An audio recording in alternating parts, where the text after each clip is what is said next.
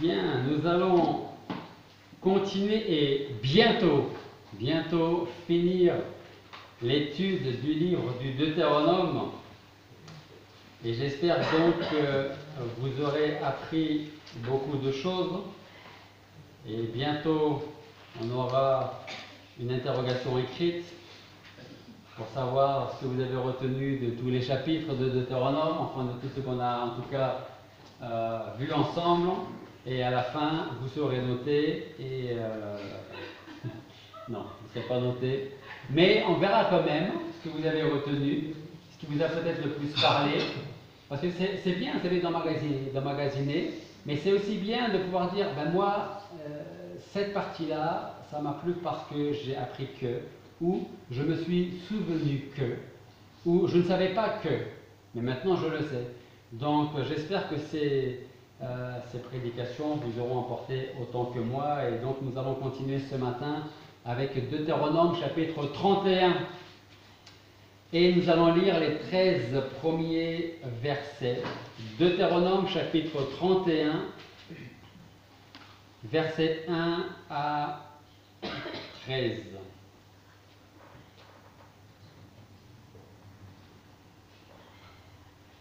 Et Moïse s'en alla et tint à tout Israël ses discours. Et il leur dit: je suis aujourd'hui âgé de 120 ans, je ne pourrai plus aller ni venir. Et l'Éternel m'a dit: tu ne passeras pas le Jourdain. C'est l'Éternel ton Dieu qui passera devant toi. C'est lui qui exterminera ces nations de devant toi, et tu posséderas leur pays. C'est Josué qui doit passer devant toi comme l'Éternel l'a dit.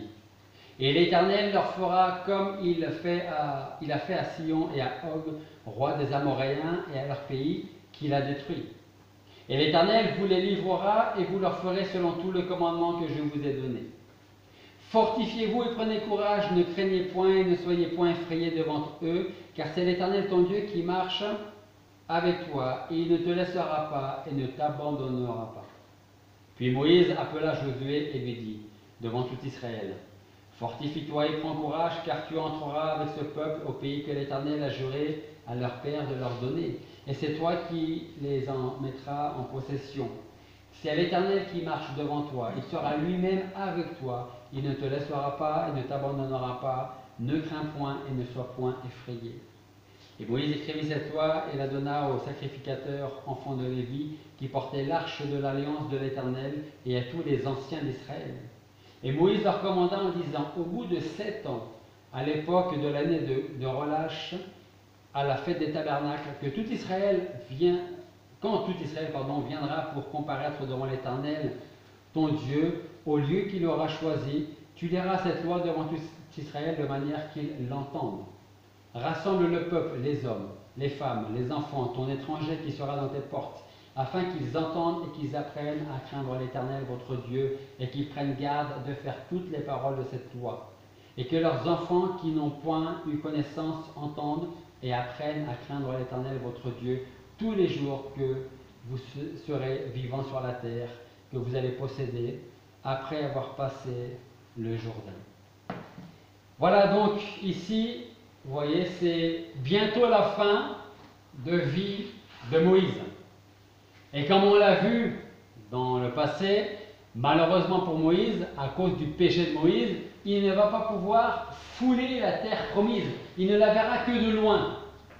Et c'est donc Josué qui va prendre sa place pour rentrer avec le peuple et conduire le peuple. Alors, comme vous le savez, je pose toujours des questions, et j'ai 2 questions à vous poser ce matin. Mais je ne veux pas de réponse. Quelle est, mis à part les araignées et les insectes, quelle est votre plus grande peur? Mis à part les araignées et les insectes. Mais quelle est votre plus grande peur? Est-ce qu'il y a quelque chose qui vous empêche ou qui vous a empêché de dormir en paix? Ce matin, je voudrais m'attarder sur le verset 6 de notre passage. Moïse dit: Fortifiez-vous et prenez courage. Ne craignez point et ne soyez point effrayés devant eux, car c'est l'Éternel ton Dieu qui marche avec toi. Il ne te laissera pas et il ne t'abandonnera pas. Donc je repose mes deux questions. Quelle est, si vous en avez une, ou peut-être deux, je ne sais pas, vous souhaitez, mais quelle est votre plus grande peur? Y a-t-il quelque chose qui vous a empêché ou qui aujourd'hui vous empêche ou de dormir en paix ou de vivre en paix? Donc Moïse est sur le point de mourir et durant 40 ans il a été à la tête du peuple et d'une certaine façon, d'une certaine manière, le peuple pouvait, et il savait le faire, se reposer sur Moïse pour savoir ce que Dieu attendait du peuple. Alors, non seulement le peuple s'appuyait sur Moïse, mais il ne faisait pas que ça. Aussi, il allait critiquer Dieu en s'adressant à Moïse. D'accord? Donc, Moïse a tout eu, lui. Franchement, je pense que j'aurais pas voulu être à la place de Moïse. Pendant 40 ans, avoir quelques 2 millions et quelques de personnes, sans compter les enfants et d'autres personnes, qui soient un jour heureux, un jour en train de se plaindre, un jour en train de râler, un jour en train de pleurer, et puis un nouveau jour être dans la joie. Ça doit être difficile à supporter ça. Hein? Alors, voilà que Moïse est donc sur le point de quitter cette vie pour être avec le Seigneur. Et je pense qu'on peut facilement imaginer l'attitude, la réaction du peuple et les questions que le peuple pouvait se poser. Qu'allons-nous faire? Qui va nous parler de la part de Dieu? Qui va nous conduire? Qui va nous diriger? Mais Dieu prévoit toujours et Dieu fait toujours ce qu'il faut. Et donc, comme on l'a vu, comme on l'a lu, c'est Josué qui va prendre la place de Moïse. C'est pour ça que Moïse dira au peuple aussi: fortifiez-vous et prenez courage, ne craignez pas, n'ayez pas peur, ne soyez pas effrayés devant ceux que vous allez rencontrer en rentrant dans le pays. Car c'est l'Éternel ton Dieu qui marche devant toi, il ne te laissera pas et il ne t'abandonnera pas. Je pense que Moïse devait dire ça parce qu'il savait, je pense au fond de lui, je crois, il devait se dire: ce peuple s'appuie plus sur moi que sur celui sur qui il faut s'appuyer, c'est-à-dire sur Dieu. C'est pour ça que d'une certaine manière, Moïse rassure le peuple en disant: n'ayez pas peur, c'est l'Éternel qui marche devant toi.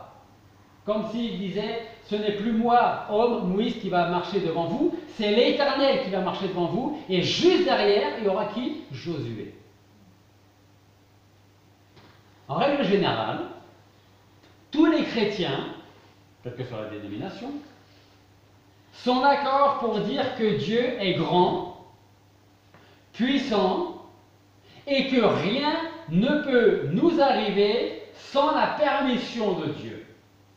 C'est aussi ce qu'on appelle la souveraineté de Dieu. Dieu est souverain sur toute chose. D'accord? Tous les chrétiens en général sont d'accord pour dire que nous sommes dans la main de Dieu, et tant que nous sommes dans la main de Dieu, rien ne peut nous arriver sans la volonté de Dieu, sans l'accord de Dieu. Le problème est que pour beaucoup de ces mêmes chrétiens, et peut-être ici, peut-être ceux qui nous écoutent et que je salue, ou dans d'autres églises,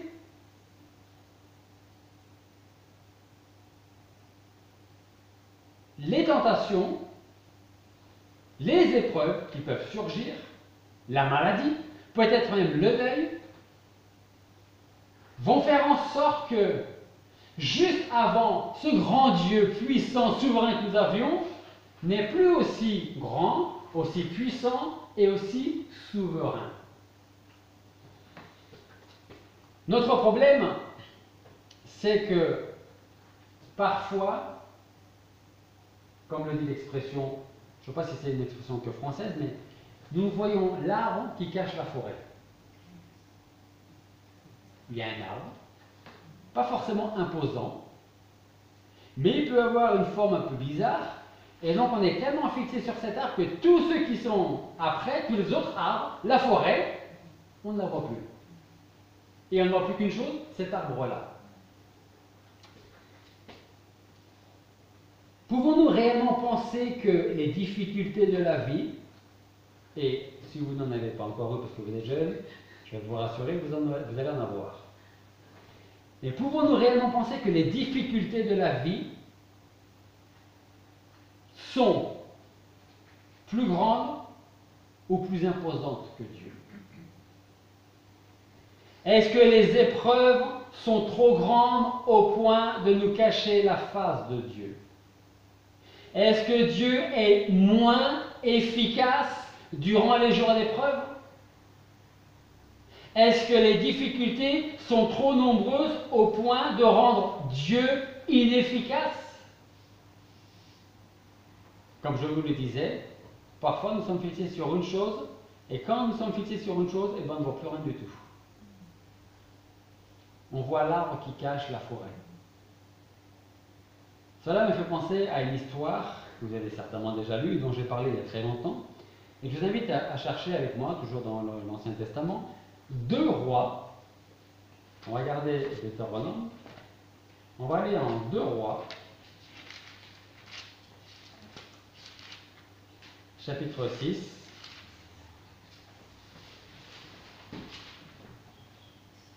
Versets 8 à 23. 2 rois, chapitre 6, versets 8 à 23.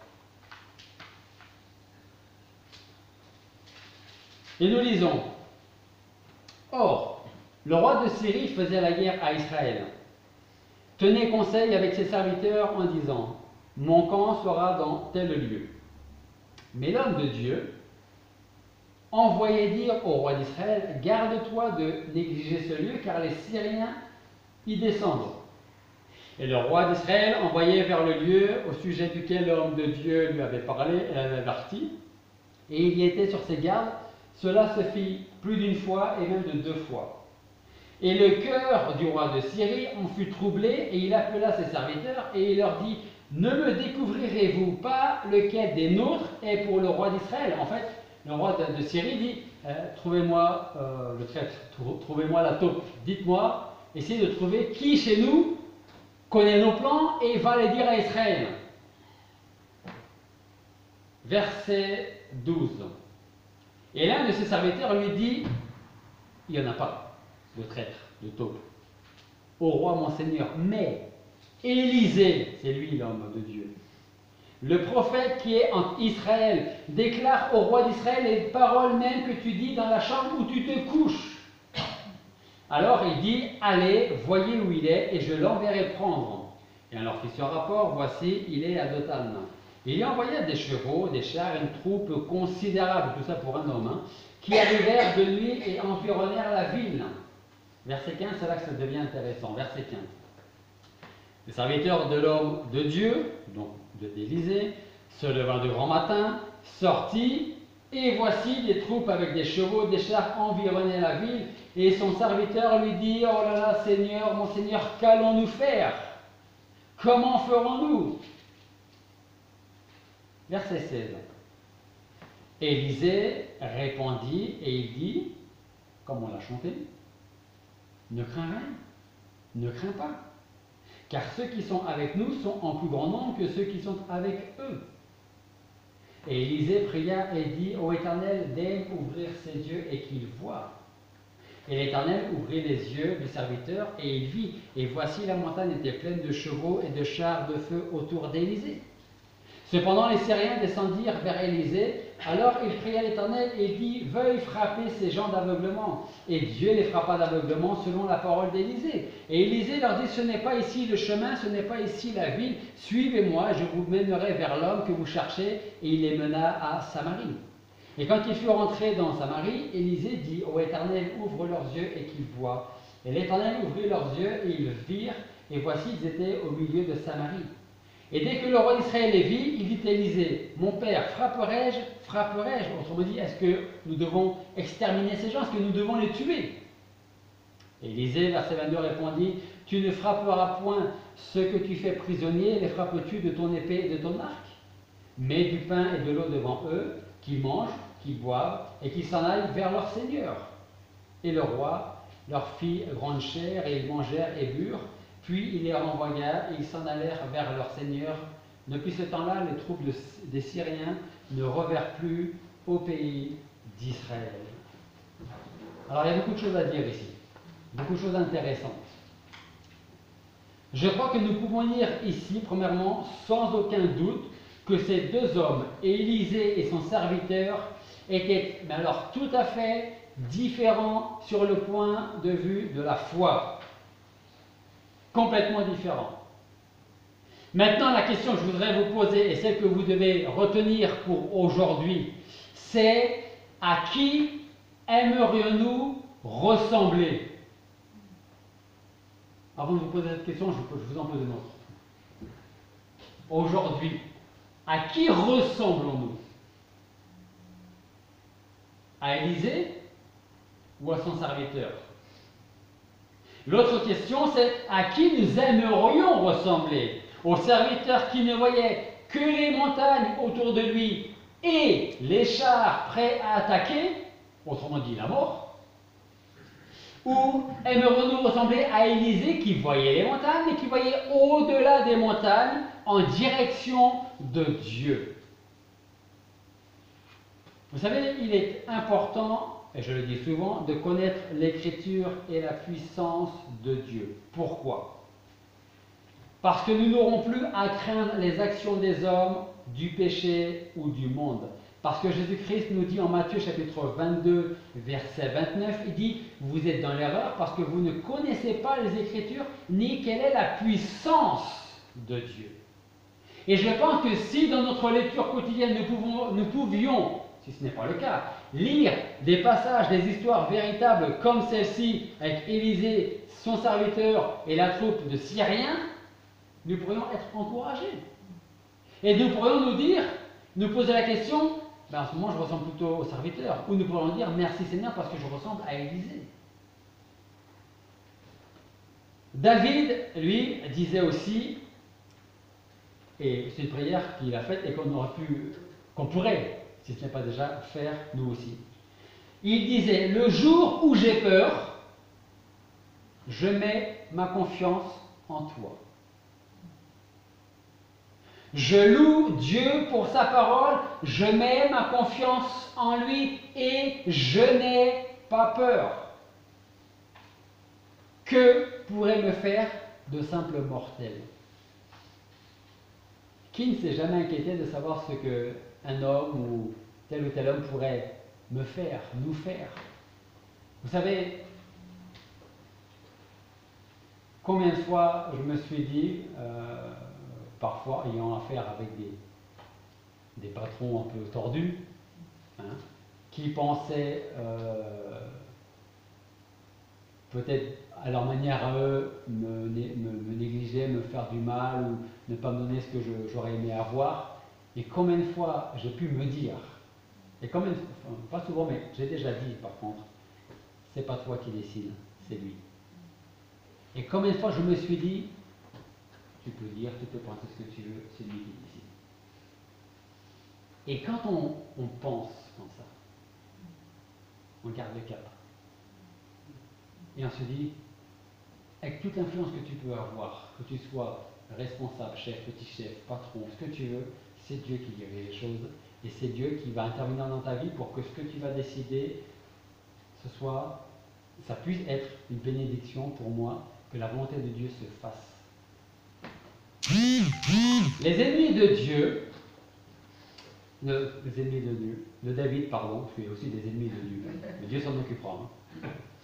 Les ennemis de David auraient très certainement été beaucoup trop forts pour David si Dieu ne l'avait pas délivré à tellement de reprises.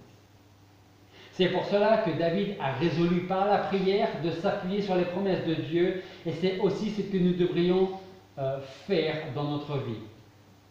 Ce qui ne veut pas dire que nous ne devons pas sous-estimer par exemple Satan qui est prêt à nous tenter, à nous faire tomber dans la tentation, qui nous attend dans un petit coin pour nous faire un croche-patte pour que nous puissions tomber. Il ne faut pas négliger sa puissance. Parce qu'on a beau avoir de la foi, il est plus puissant que nous, mais pas plus puissant que Dieu. Et nous sommes dans la main de Dieu. Nous ne devons pas négliger la puissance du péché. Parce que combien de fois nous avons décidé, avec un cœur véritable et sincère, de dire « je ne tomberai plus dans ce péché ». Et il n'a pas fallu longtemps pour y retomber.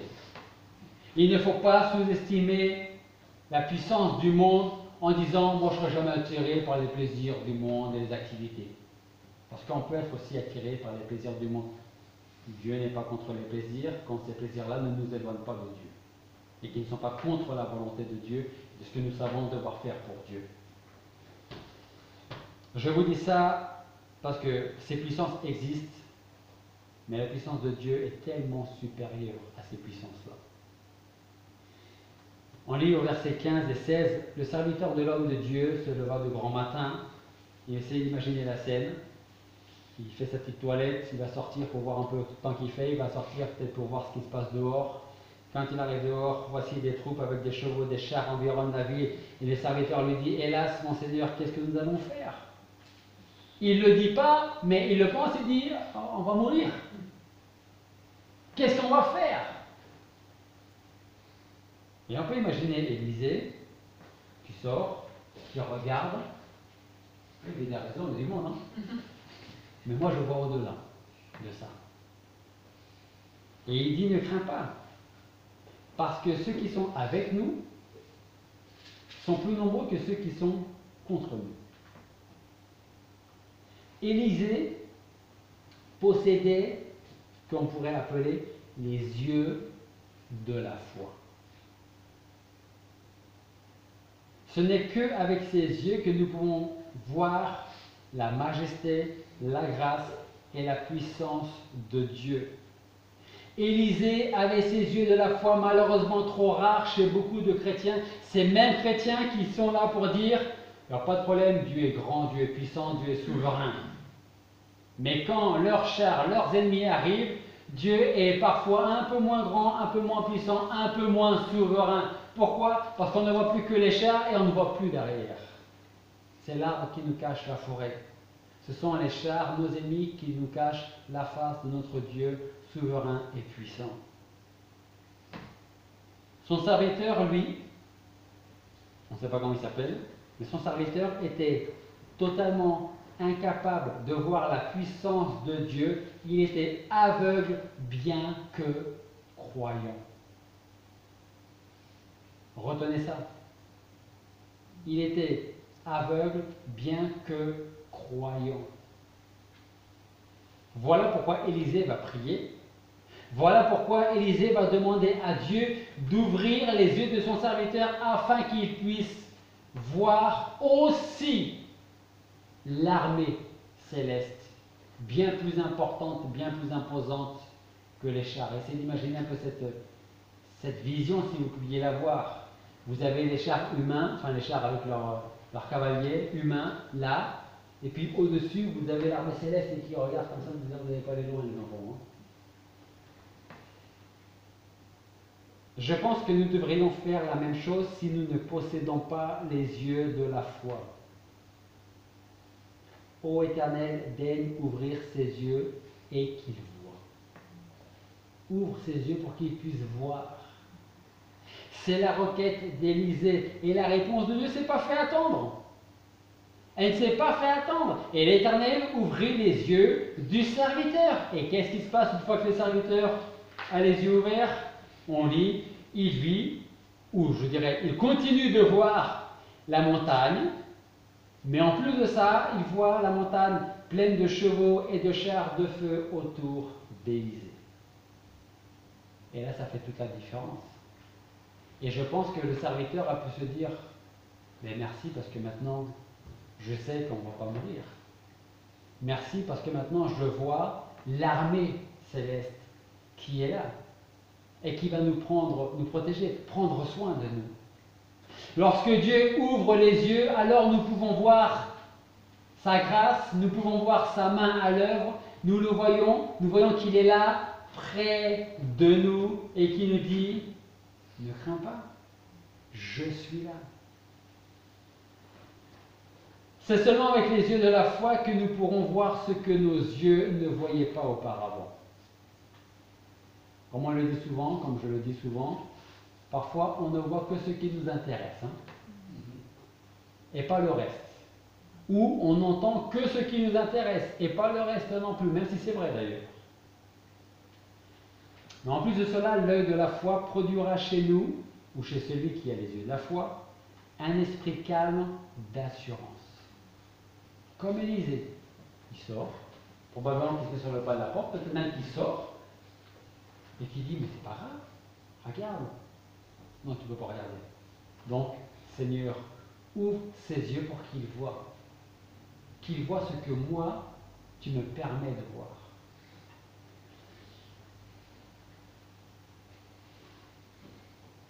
Ce qui est intéressant, c'est que une des qualités des yeux de la foi.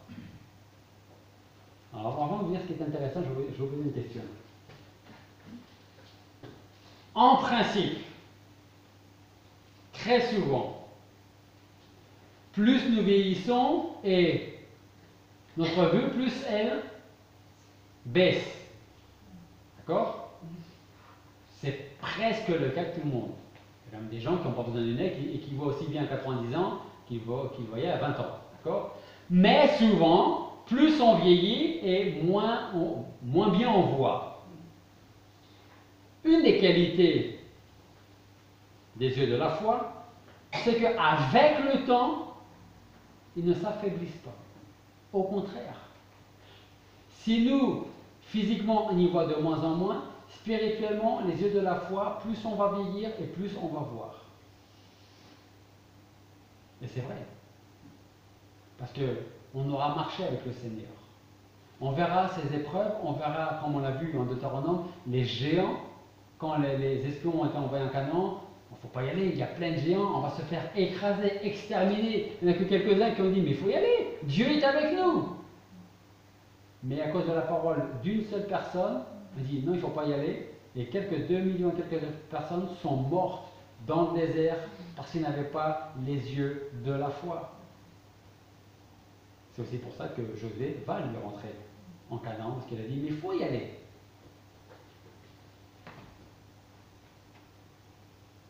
Les yeux du jeune serviteur d'Élisée, c'est moi qui dis jeune, je ne sais pas si c'était jeune, mais on va dire, les yeux du serviteur d'Élisée voyaient les ennemis, mais aucun rédempteur. Ils voyaient le danger, mais aucune délivrance. Alors que les yeux du vieux prophète savaient et voyaient la gloire et la grâce de Dieu. Et tout comme Abraham, il pouvait dire, t'inquiète pas, Dieu pourvoira. Et quand on a les yeux de la foi, on voit autrement. Et il y a cette foi qui nous fait dire, je ne m'inquiète pas parce que Dieu est là et Dieu s'occupera de ce qu'il faut s'occuper. Dieu pourvoira. L'œil de la foi désire voir davantage et l'œil de la foi verra davantage de choses. En Jean chapitre 5, verset 20, nous lisons « Car le Père aime le Fils et lui montre tout ce qu'il fait, et il lui montrera les œuvres plus grandes que celles-ci, afin que vous soyez dans l'admiration. » Vous voulez être dans l'admiration des œuvres de Dieu pour vous dans votre vie? Alors demandez, si vous ne les avez pas, à Dieu de vous donner les yeux de la foi pour que vous puissiez voir au-delà des épreuves, au-delà des difficultés. Et de dire, plutôt que de voir le mal qui est prêt à me sauter dessus, plutôt que de voir les épreuves, rappelle-moi, Seigneur, ce que tu as fait pour moi dans le passé. Et quand on réfléchit un peu, on se dira, mais ces épreuves, on va y aller. Hein. Ce ne sera peut-être pas facile, hein, je ne suis pas en train de dire que ça va être facile, mais on va y aller, et avec l'aide de Dieu, on va les surmonter. David, qui connaissait très bien son Dieu, David disait quand même, ouvre mes yeux pour que je contemple les merveilles de ta loi. Et pourtant, David connaissait très bien Dieu. Mais il lui demande, ouvre mes yeux pour que je contemple les merveilles de ta loi. Et je pense que jour après jour, peut-être même au lever le matin pour commencer sa journée de travail, de retraité, d'étudiant, de ce que vous voulez. Pour commencer votre journée, c'est demander au Seigneur, ouvre mes yeux pour que je puisse te voir à l'œuvre aujourd'hui. Ouvre mes yeux pour que je puisse voir ta main à l'œuvre. Ouvre mes yeux pour que je puisse voir le chemin sur lequel je dois marcher aujourd'hui. Ça, c'est le psaume 119, verset 18. Alors, pour conclure, je dirais qu'à notre tour, sachons demander à Dieu de nous donner les yeux de la foi, les mêmes yeux qu'Élisée avait, afin de ne pas avoir peur de demain, de ne pas avoir peur des épreuves, de ne pas avoir peur des difficultés, afin que nous aussi nous puissions dire avec assurance, en Hébreux 13:6, le Seigneur est mon aide, je ne craindrai rien, que me fera l'homme. C'est les yeux de la foi, et j'ai envie de dire la vie par la foi, le cœur de la foi qui peuvent prononcer ces paroles-là. Alors je reprends pour terminer le verset 6 de notre passage en Deutéronome, chapitre 31, et je le change un peu parce qu'il dit, fortifiez-vous. Moi je vous dirais, fortifions-nous. Et prenons courage, ne craignons pas, ne soyons pas effrayés dans les épreuves, dans les difficultés, dans les chars ennemis, dans les chars qui peuvent venir de la part de Satan, dans les moments difficiles. Car c'est l'Éternel, notre Dieu, qui marche avec nous, il ne nous laissera pas et il ne nous abandonnera pas. Il n'y a que vous qui pouvez répondre à la question aujourd'hui. À qui je ressemble? Au serviteur ou à Élisée? Et vous seul pourrez prendre la décision de savoir à qui voulez-vous ressembler? Au serviteur d'Élisée ou à Élisée qui voyait au-delà, vers les cieux? Prions.